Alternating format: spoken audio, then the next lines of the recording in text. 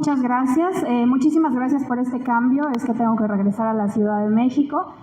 Agradezco al comité organizador la invitación. Es un honor para mí estar el día de hoy con ustedes compartiendo este tema que para mí complementa muy bien todo esto que se ha estado hablando. Justamente decían, todos hacemos lo que podemos desde nuestra trinchera y para mí la medicina de sueño es una parte fundamental, ¿no? También hay muchos estudios que hablan de la relevancia de estudiar el sueño del paciente porque, como siempre digo, si no estudiamos el sueño del paciente nos estamos perdiendo una tercera parte de su vida y por lo tanto de su diagnóstico y tratamiento. Así que bueno, muchas gracias por este espacio. Bueno, pues el día de hoy voy a hablar sobre el insomnio, que es uno de los trastornos más frecuentes que seguramente ustedes verán mucho en la consulta cotidiana porque está relacionado con muchas enfermedades. Y antes de entrar de lleno al insomnio, me gustaría recapitular un poquito sobre qué es el sueño. Entonces, el sueño es un proceso dinámico por el que todos vamos a pasar siempre. Es un proceso fisiológico necesario que se da de manera natural y que va a ocupar, como les decía, una tercera parte de nuestra vida aproximadamente y que se va a componer de diferentes etapas. Entonces, no todo el tiempo vamos a dormir de la misma manera, vamos a transitar por diferentes etapas de sueño. Digamos que el sueño tiene dos grandes divisiones, el sueño de movimientos oculares rápidos, que es esta etapa en la cual soñamos, en la cual se sintetizan proteínas, se llevan a cabo procesos de memoria, de aprendizaje, resolvemos problemas, tenemos procesos de creatividad y después tenemos al sueño sin movimientos oculares rápidos. En esta etapa vamos a tener tres diferentes fases. Primero una fase de transición, digamos que si ahorita esto se pone aburrido, ustedes van a empezar a cabecear, van a cerrar los ojos y entonces vamos a entrar a una etapa de sueño ligero que se llama N1, que es una etapa de transición donde apenas me estoy quedando dormido. Después, si ustedes siguen muy aburridos y dormidos, entonces van a entrar a un sueño ligero, que es la fase N2, y aquí es donde vamos a tener procesos de aprendizaje, de memoria, donde vamos a recapitular todo esto que estamos aprendiendo y entonces se va a guardar en nuestra memoria a largo plazo. Después vamos a entrar al sueño profundo, a este sueño de ondas lentas, la llamada fase N3, que es esta etapa donde se regula la temperatura central corporal, pero también se regula el sistema inmunológico. Aquí hay una secreción importante de citocinas. Vamos a tener también la secreción de la hormona de crecimiento, que es fundamental durante la infancia y la adolescencia, por supuesto, pero en la edad adulta nos va a ayudar a restaurar tejido, fibra, masa muscular. Y en esta etapa, además, vamos a tener un proceso de desintoxicación que está asociado al sistema linfático. Este proceso tiene que ver con todas estas proteínas que se acumulan a lo largo del día, específicamente proteína beta-amiloide, proteína tau, tienen que expulsarse a través de este sistema linfático porque de no hacerse se van a empezar a formar estas placas beta-amiloides que están asociadas con enfermedades neurodegenerativas como demencia tipo Alzheimer. Esta desintoxicación sucede durante el sueño de ondas lentas, por eso ha cobrado mucha relevancia dormir en esta fase particularmente. Todas estas etapas van a suceder cíclicamente. En una noche yo voy a transitar por estas etapas 4 o 5 veces y cada vez que concluye una etapa voy a tener un despertar. Me gusta hacer hincapié en esto porque seguramente muchos pacientes les dicen, doctor, todos los días me despierto como relojito a las 3 de la mañana y entonces ya busqué en internet y ya vi que es la hora del diablo y que es la hora de no sé qué y hacen muchas especulaciones al respecto, pero en realidad es que son ritmos y son ciclos y si yo me duermo diario a las 11, cada 2 horas, cada hora y media voy a despertar. Y me voy a hacer más consciente de estos despertares en la segunda mitad de la noche porque predomina el sueño ligero y el sueño donde estamos soñando. Entonces, es importante explicarle al paciente que esto es normal, que es parte del sueño. Ahora bien, en la primera mitad de la noche vamos a tener sueño más profundo, en la segunda mitad de la noche vamos a soñar más, por eso en la mañana vamos a recordar los sueños. Ahora, el sueño cambia a lo largo de la vida y esto un poco en función de estas cosas que les mencionaba, ¿no? En la infancia es muy importante el sueño profundo porque estamos creciendo, nos estamos desarrollando, tenemos un proceso cognitivo acelerado, se están formando muchas conexiones cerebrales, pero con el paso del tiempo la necesidad del sueño disminuye. No deja de ser importante. Un adulto mayor después de 64 años todavía tiene que dormir entre 6 y 8 horas diarias y un adulto entre 18 y 64 todavía tenemos que dormir entre 7 y 9 horas diarias. ¿Cuántos de ustedes durmieron eso anoche? Bueno, pues espero que después de mi plática empiecen a concientizar la importancia de forzarse un poquito a llegar al menos a estas 7 horas, porque menos de 6 se asocia con procesos de enfermedad. Y en las etapas también van cambiando, ¿no? Cada vez nuestro sueño es menos profundo, pero sigue siendo necesario, como les decía, para restaurar tejidos, músculos, células, etcétera. Ahora bien, desafortunadamente, con la edad simplemente hay cambios hormonales, hay cambios en las etapas de sueño. Entonces, las hormonas que regulan el despertar y el sueño, que son melatonina y cortisol, cambian. Conforme vamos creciendo, nuestros niveles o concentraciones de cortisol cada vez van siendo un poco más altas y las concentraciones de melatonina van disminuyendo. ¿Por qué pasa esto? Bueno, la melatonina es una hormona que empieza a secretarse desde a partir de los 6 meses de vida más o menos, tiene su pico máximo en la pubertad y a partir de los 35 años dejamos de producir o vamos produciendo menos. Y en la menopausia, en las mujeres particularmente, tenemos una caída importante. Y esta podría ser una de las causas de que en el adulto va habiendo cada vez más trastornos de sueño. También el ritmo de temperatura corporal sufre un cambio, nuestro ciclo de sueño se va modificando, o sea, los niños necesitan dormir temprano, los adolescentes van recorriendo su horario, son más nocturnos y con la edad, conforme vamos creciendo, nos vamos yendo a dormir más temprano, ¿no? Ya el abuelito a veces es el que se duerme a las 6 de la tarde, 4 de la mañana ya está en pie, durmió lo que necesitaba, pero su reloj biológico se movió. ¿Qué nos lleva a dormir cada noche? 2 procesos. Uno es la energía que voy gastando durante el día y que se suma conforme vamos avanzando en las horas, se va acumulando en nuestro cerebro adenosina, que es este somnógeno natural que va aumentando la necesidad de dormir. ¿Qué puede inhibir a esta adenosina? Tomar café, por ejemplo, ¿no? Si yo tomo adenosina, entonces bajan estos niveles de sueño o esta necesidad de dormir. Si tomo una siesta a la mitad del día, baja esta necesidad de dormir. Y en la noche yo tengo muchas ganas de dormir, ya gasté toda mi energía y esto tendría que coincidir con el proceso circadiano que tiene que ver. Nosotros tenemos un reloj biológico que sabe que si es de día hay que estar despierto, si es de noche hay que dormir porque le avisa a la glándula pineal que hay que producir melatonina. ¿Qué pasa si yo estoy sobreestimulado con luz en la noche o si yo durante el día estoy en etapas de oscuridad? Este reloj no tiene sincronizadores y entonces mi ciclo de sueño se va desajustando y esto se puede ver como insomnio.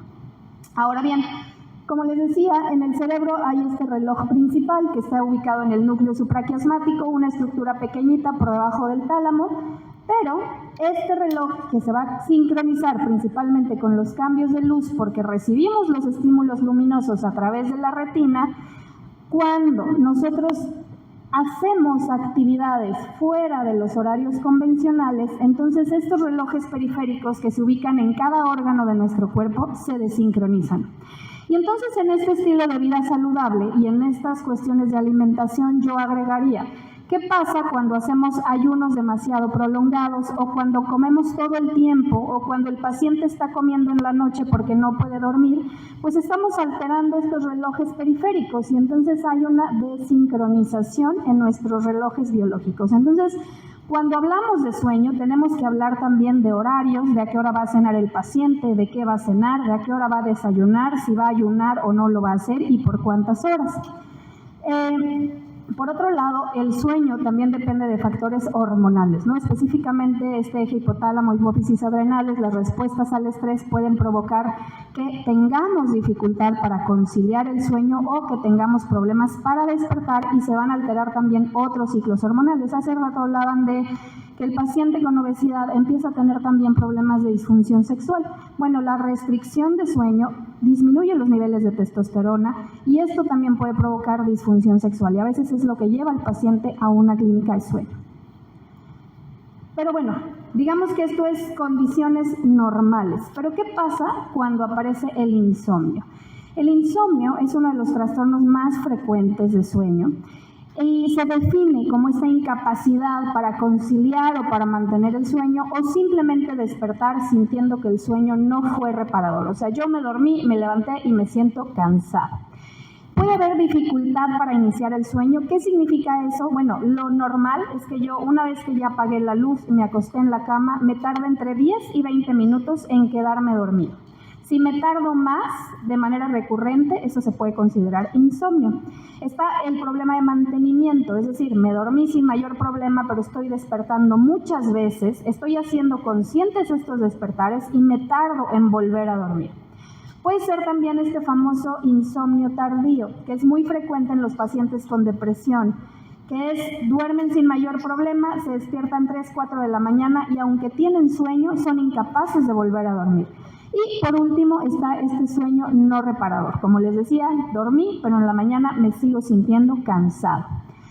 Existen diferentes tipos de insomnio. La Clasificación Internacional de los Trastornos de Sueño, en su última versión, describe principalmente 3. El insomnio crónico, que se va a llamar así cuando está presente por más de 3 meses. El insomnio agudo o de corto plazo, en el cual vamos a ver insomnio entre 1 y 3 meses de duración. Y otros trastornos de insomnio que se asocian con otras enfermedades, consumos de sustancias, adaptación, etc. Y hay variantes normales, que eso es importante. Hay pacientes que te dicen, tengo insomnio, y entonces tú les preguntas, bueno, ¿a qué hora te acuestas? Ah, pues me acuesto a las 8 de la noche. ¿Y a qué hora te levantas? A las 8 de la mañana. ¿Y cuántas horas duermes? 7. ¿No? Entonces, ¿cuál es el problema aquí? Que el paciente está esperando que como el sueño es muy bueno y como no tiene nada que hacer, pues yo quisiera dormir más, ¿no? Quisiera dormir 8, 9 horas como cuando era joven. No lo necesita, su cuerpo con 7 horas está perfecto, pero pasa mucho tiempo en cama y esto hace que esté rumiando, que esté ansioso, que esté preocupado. Y luego hay un grupo chiquito de personas que son cortas dormidoras, que por ejemplo Margaret Thatcher era una persona que dormía 4 horas y con eso era suficiente.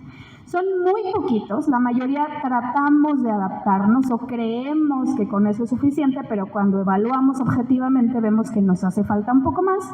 Pero bueno, si hay un número chiquitito que con 5 o 6 horas es suficiente y con eso se siente muy bien. Ahora bien, ¿cuáles son los criterios diagnósticos? Bueno, como les decía, debe de haber o dificultad para iniciar o para mantener el sueño. En el caso de los niños, lo que vemos es resistencia a irse a dormir solos o bien falta de límites con asociaciones al sueño, ¿no? O sea, es difícil que se quieran dormir, no se pueden dormir si no está un cuidador o si no tienen algo en específico para iniciar el sueño. Es importante que haya alguna queja diurna, ¿no? O sea, porque yo puedo dormir 5 horas y sentirme perfectamente bien durante el día, eso significa que mi necesidad de sueño fue corta, pero si yo durante el día estoy cansada, con sueño, tengo problemas de memoria, me duele la cabeza, o bien estoy cometiendo errores frecuentemente, ya he tenido algún accidente, o bien puede haber irritabilidad, que es un síntoma muy frecuente, entonces puede ser la queja durante el día. Y también hay preocupación con respecto a la manera en que estoy durmiendo. Ahora bien, esto se debe presentar cuando hay adecuada oportunidad para dormir y para que se considere un trastorno debe estar presente al menos 3 veces por semana en el último mes. Esas serían las características de frecuencia importantes. Y obviamente esto no se explica por algún otro trastorno de sueño.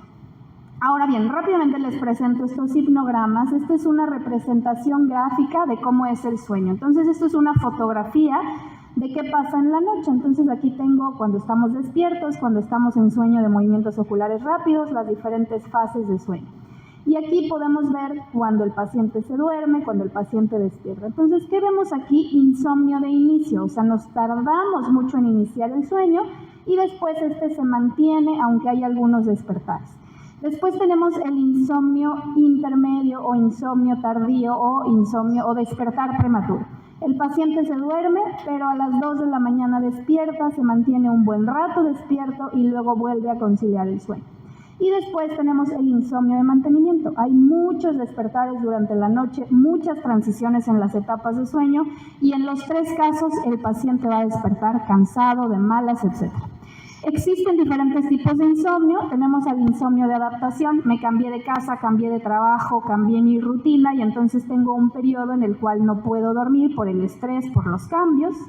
Tenemos el insomnio psicofisiológico, que es el más frecuente. El paciente aprende a tener insomnio, es decir, no duerme y la pasa tan mal por no dormir que empieza a desarrollar mucha ansiedad asociada.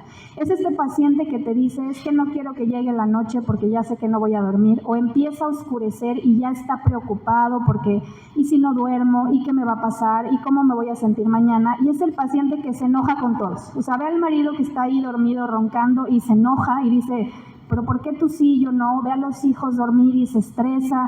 Es el paciente que le dices, ¿cómo estás? Y lo primero que te dice es, mal porque no dormí. O sea, su vida está en función de este insomnio. Entonces, este aprendizaje genera cambios fisiológicos que ahorita les voy a explicar a detalle. El paradójico, el paciente duerme bien, pero tiene una percepción de que no es así porque justamente no distingue el sueño ligero del despertar. Entonces, cuando sospechamos de esto, hacemos un estudio al paciente para confirmar que efectivamente está durmiendo y entonces cambiamos estos pensamientos en el paciente. Y por inadecuada higiene de sueño también es muy frecuente, sobre todo con este estilo de vida acelerado que llevamos. Abusamos de las pantallas, abusamos de las bebidas con cafeína, no tenemos horarios regulares, no tenemos un lugar adecuado para dormir y todo esto puede afectar nuestro descanso. Y en los niños principalmente la causa es conductual. ¿Qué nos puede predisponer o aumenta el riesgo de desarrollar insomnio? Bueno, hay varios factores. Uno de los más importantes es la edad, ¿no? Los adultos mayores son más propensos, pero en realidad a partir de los 40 años tenemos más posibilidades de tener insomnio. Las mujeres, desafortunadamente, por todos los cambios hormonales, puede haber más insomnio durante el síndrome premenstrual. Hay más insomnio durante el embarazo, sobre todo a partir del segundo trimestre, y en la menopausia, por los cambios hormonales, es muy frecuente que empiece a aparecer este insomnio. Las personas separadas, viudas, divorciadas, bueno, obvio depende de las circunstancias, ¿verdad? Pero bueno, suelen tener más insomnio. Y también, obviamente, personas con dificultades socioeconómicas, que viven en entornos inseguros, peligrosos, etcétera, pues son más vulnerables al insomnio. Hay factores genéticos, se han identificado algunos genes que van a predisponernos también al insomnio, sobre todo cuando lo tenemos en familiares de primer grado. Hay enfermedades que van a condicionar, por ejemplo, todos los problemas asociados a dolor crónico. Un paciente con dolor crónico va a tener dificultad para dormir. Pacientes con fibromialgia son muy propensos a tener trastornos de sueño. Pacientes en tratamiento con cáncer, por el tratamiento y obviamente dependiendo del tipo de cáncer, por los malestares, por el dolor, pueden tener insomnio. Pacientes con diabetes, con hipertensión son propensos. En enfermedades psiquiátricas hay una comorbilidad muy importante. El paciente con depresión generalmente va a tener afectado el sueño. Más o menos el 80% va a tener insomnio tardío y el resto va a tener somnolencia excesiva diurna. Pacientes con ansiedad, con consumo de sustancias, pacientes con consumo de alcohol crónico. Y ahora estamos viendo muchos pacientes consumidores de cannabinoides, de marihuana, que desarrollan de manera crónica insomnio por este consumo, sobre todo asociado a la hora de irse a dormir. Existen trastornos de sueño que nos van a generar insomnio, por ejemplo, el trastorno por cambiar nuestro reloj biológico, ¿no? En ciudades como esta, donde hay mucho turismo y muchas personas tienen que trabajar de noche o tienen que rotar turnos, empiezan a desarrollar más o menos alrededor del 30% trastornos de sueño, porque este reloj biológico cambia completamente y entonces llega la noche, tienen que trabajar, pero llegan en la mañana a su casa, no se pueden dormir y entonces se agarran otro trabajo y luego en la tarde ya no tienen tiempo y luego cuando quieren dormir ya no pueden. Y entonces es muy frecuente este riesgo. O personas que viajan frecuentemente, que están desajustando sus horarios por el jet lag, también tienen problemas de sueño. Hay que evaluar también problemas de trastornos de sueño asociados con condiciones médicas, trastornos respiratorios. Los pacientes con sobrepeso y obesidad con mucha frecuencia son roncadores, tienen apnea de sueño.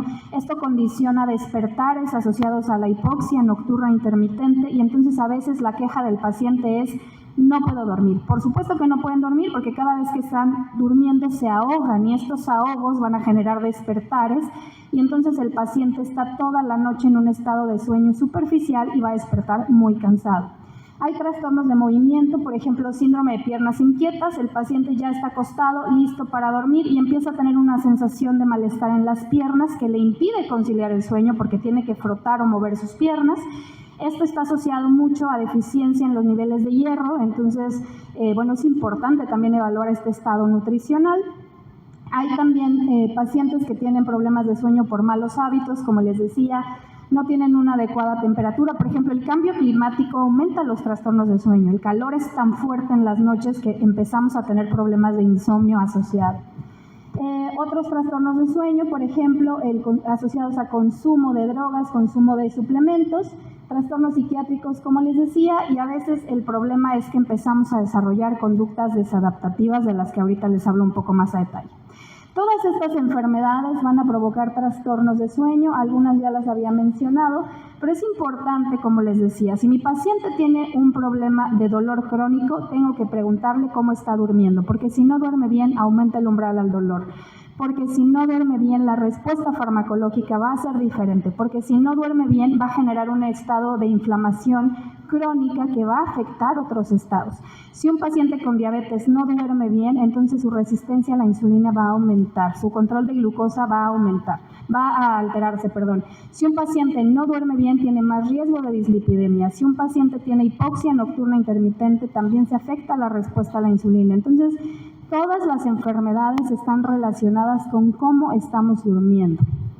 Las enfermedades psiquiátricas, como les decía, a veces el paciente tiene depresión y empieza a tener problemas de sueño, pero a veces el tener un problema de sueño de manera crónica puede hacer que el paciente desarrolle un cuadro de depresión y de ansiedad, y se ha comprobado que si yo solo trato la depresión sin tratar el problema de sueño, tengo mayor riesgo de que el paciente entre en ideación suicida, tengo mayor riesgo de que el paciente sea refractario a los tratamientos farmacológicos convencionales y además a largo plazo vaya a disminuir obviamente la esperanza y calidad de vida de mi paciente.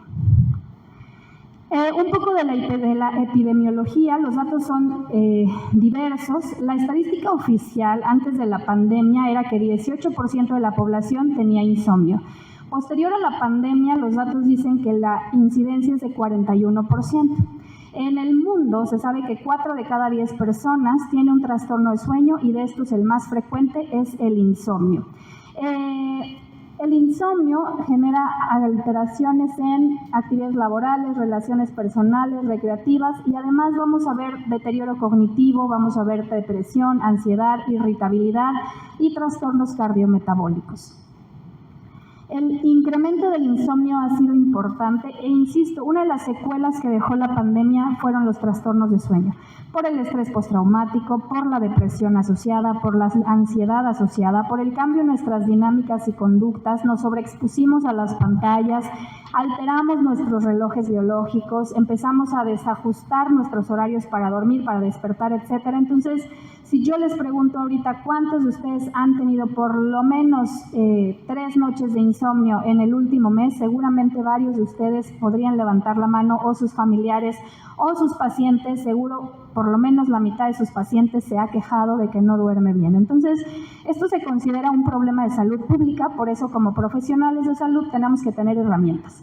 ¿Cómo diagnosticamos? El insomnio se diagnostica clínicamente, no hay que hacer estudios a menos que sospechemos de algún otro trastorno, como trastornos respiratorios, trastornos de movimiento, epilepsias nocturnas, etcétera. La valoración básicamente es una historia clínica enfocada en hábitos de sueño. Hay instrumentos que están estandarizados para población mexicana que podemos aplicar, son autoaplicables, muy fáciles de calificar. Podemos usar diarios de sueño, el índice de severidad del insomnio, la escala de Atenas, el cuestionario de Pittsburgh y, como les decía, la polisomnografía no está indicada de manera rutinaria. En la entrevista tendríamos que preguntar cuáles son los hábitos de sueño, a qué hora se acuestan entre semana, los fines de semana, a qué hora despiertan, cuánto tardan en dormir, si despiertan en la noche, cuánto tardan en volverse a dormir. Hay que evaluar síntomas asociados a trastornos respiratorios, por ejemplo, boca seca, despertar, cómo se sienten al despertar. Los pacientes con apnea van a referir al despertar dolor de cabeza, pero es un dolor muy particular. Se quejan de un dolor en la parte posterior de la cabeza, a veces lo refieren como pesadez, y esto está asociado a la hipoxia nocturna intermitente. También podemos evaluar congestión nasal, el paciente respira con la boca abierta, al despertar tiene por esto esta resequedad, boca seca, se enferma mucho, tiene flema constantemente. Vamos a evaluar también si hay somnolencia y hay preguntas clave, ¿no? Si el paciente se queda dormido manejando, si el paciente viéndola, o sea, es el que llega al cine, empieza la película y se queda dormido, es el que se sube al coche y se queda dormido si va como copiloto, etcétera. Hay que preguntar si se le olvidan las cosas. El paciente con trastornos de sueño va a tener estos olvidos inmediatos, ¿no? Como de dónde dejé las llaves, a qué venía, qué iba a hacer, cosas muy operativas. Vamos a ver fatiga, irritabilidad, vamos a ver siestas frecuentes y hay que preguntar a qué hora las hace y cómo se siente cuando despierta de una siesta. También es importante indagar sobre su sexualidad, sobre su socialización, cómo se siente, qué tan productivo está y sobre el estado de ánimo. Hay un instrumento que es de mucha utilidad para entender cómo es el día a día del paciente, que es el diario de sueño. Este nos va a permitir saber cuánto se tarda el paciente en dormir todos los días, porque a lo mejor si llega a consulta me va a decir, me tardo 2 horas, pero ya si le preguntas en el día a día, a lo mejor un día se tardó media hora, un día 40 minutos, un día 15 y hay que identificar patrones. Hay que evaluar si se despierta, cuánto tiempo dura despierto, cuántas horas está en la cama, cuántas horas duerme en total y cómo se siente en la mañana. Entonces, este es un formato, hay diferentes formatos para evaluar sueño. Al final voy a poner mis datos, si alguien quiere algún cuestionario, algún diario, la presentación, con mucho gusto se las hago llegar. Y bueno, hay que investigar comorbilidades, como ya les decía, siempre hay riesgo de que este insomnio esté asociado con otras cuestiones. Rápidamente, ¿qué genera el insomnio? El problema del insomnio es que no es algo mental nada más, porque a veces decimos, tienes insomnio, vete al psicólogo, con eso es suficiente, o a veces le decimos, tómate esta pastilla y con eso va a estar bien.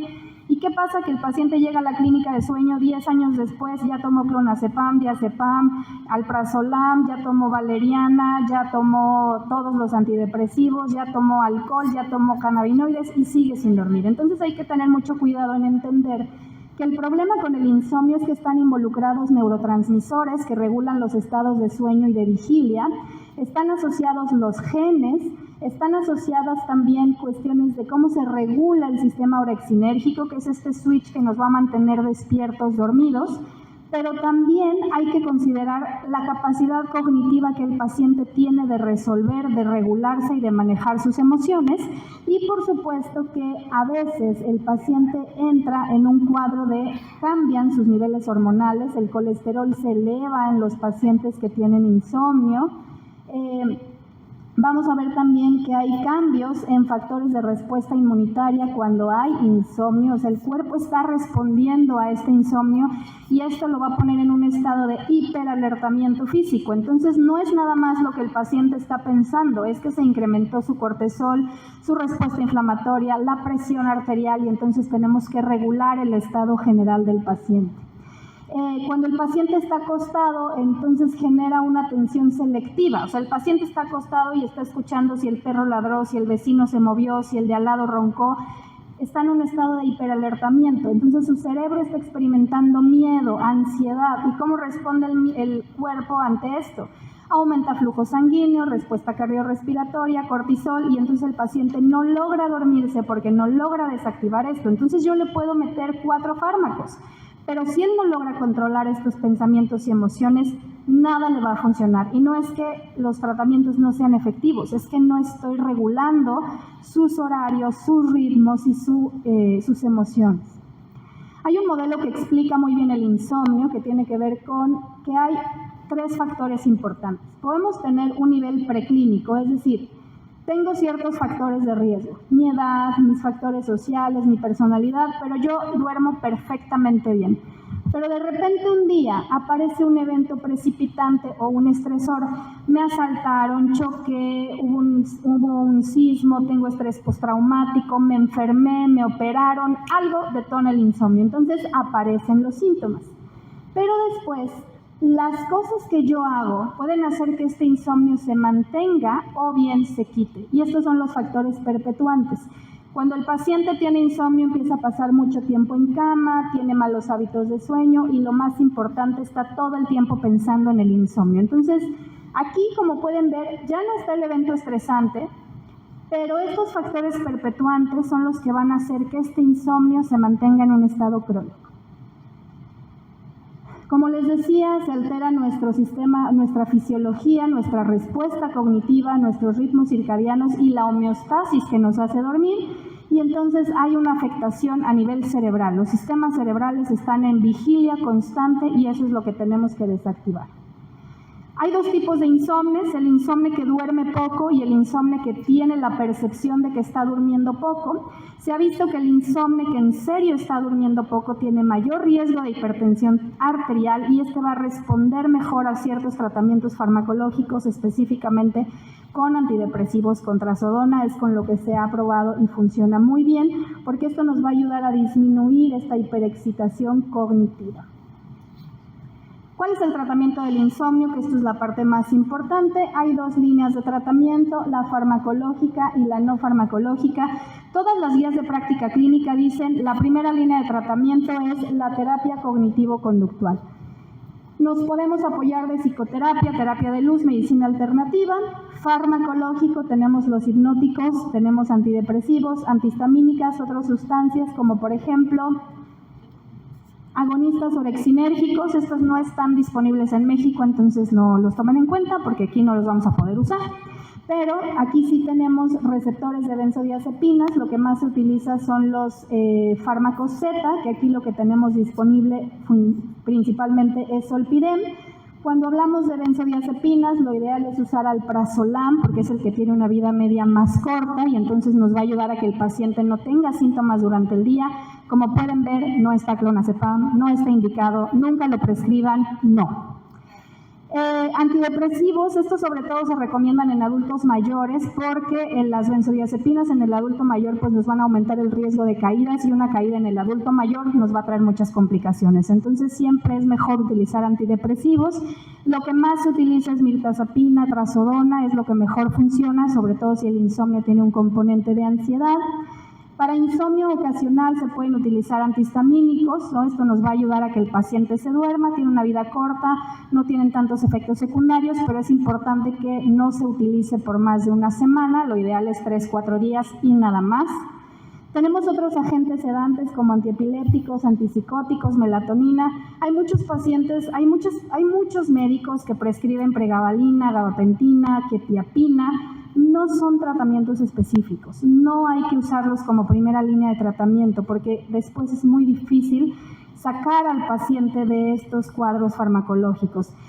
La quetiapina ayuda cuando hay ansiedad, pero realmente podemos empezar con otras cosas. Por ejemplo, si usamos mirtazapina podemos usar 1/4. Si usamos trazodona podemos empezar con 50 miligramos. O sea, hay que irnos a la dosis más baja, donde haya respuesta, y el tiempo de uso debe ser de 1 mes, máximo 3 meses. Máximo 3 meses. A veces llegan pacientes que han usado 10 años. Entonces, mucho cuidado con la prescripción, porque lo que generamos es que el paciente tenga después un insomnio secundario al consumo de medicamentos. La melatonina se ha popularizado mucho en los últimos años y en realidad tuvo un auge en los años 70 cuando se describió la molécula y cómo se utilizaba, porque la melatonina tiene varios efectos. Tiene efecto antiinflamatorio, antiviral, antioxidante y lo más importante es que regula estos ciclos de sueño que les mencionaba. Entonces, ¿a quién le va a ir bien con la melatonina? Le va a ir muy bien a la paciente que entró en periodo de climaterio, porque como les decía, aquí los niveles de melatonina tienen una caída importante. Le va a ir bien al adulto mayor que ya prácticamente no está produciendo melatonina. Le va a ir muy bien al adolescente que no se puede dormir porque tiene retrasado el reloj biológico. Le va a funcionar perfectamente bien a aquellas personas que hicieron un viaje, que trabajan de noche porque les va a sincronizar los ciclos. Y la ventaja que tiene es que es muy segura. Podemos usarla por varios periodos, por tiempos prolongados, la quitamos y no hay un rebote, no hay esta sensación de dependencia, abstinencia, porque al final nuestro cuerpo la está produciendo y entonces lo que yo hago es, tu cuerpo no la está produciendo, no estás teniendo buena sincronización, entonces complementamos con melatonina. Cuando usamos melatonina tenemos dos tipos de melatonina, la de liberación inmediata, que generalmente es sublingual, esta va a tener una vida media de 2 a 3 horas, entonces nos va a ayudar en aquellos pacientes que tienen dificultad para iniciar el sueño, pero prácticamente después ya no vamos a tener nada. Después tenemos la de liberación prolongada, que se va a liberar en nuestro organismo muy parecido a nuestra melatonina pineal.